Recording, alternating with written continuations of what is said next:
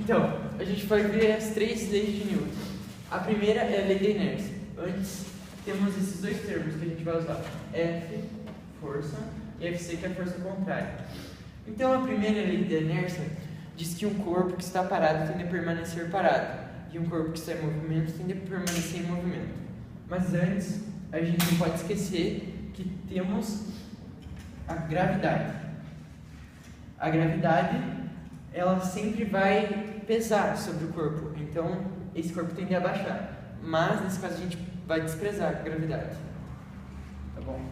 Então não podemos contar a gravidade nesse caso. Supondo isso, temos um Nerf, que é uma pistolinha, e uma força.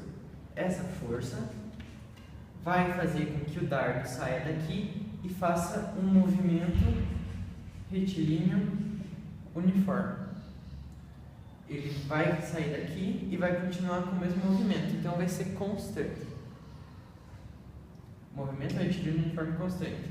Mas não podemos esquecer que essa lei tem um porém, que se ela vai encontrar uma força contrária, o corpo tende a perder a força e assim não continuar em movimento constante. Então nesse caso temos um corpo, esse corpo vai fazer no dardo uma força contrária, fazendo com que as 2 forças se anulem, porque geralmente a força contrária vai ser da mesma intensidade que a força, e o dardo vai cair.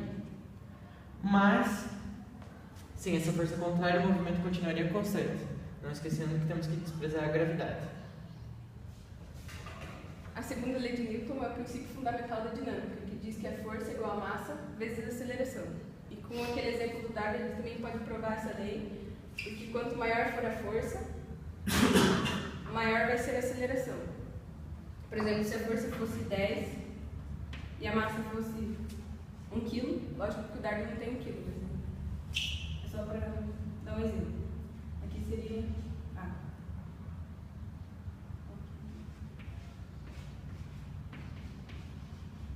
Nesse caso, a aceleração seria 10 metros por segundo quadrado.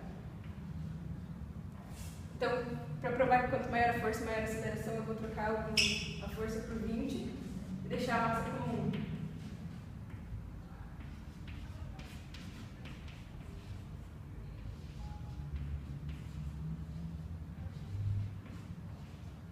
Se a força fosse de 20 newtons, a aceleração seria 20 metros por segundo. A terceira lei de Newton é a lei de ação e reação, que diz que toda vez que um corpo imprime uma força sobre outro corpo, ele recebe uma força de mesma direção em sentido contrário, mas mesma intensidade.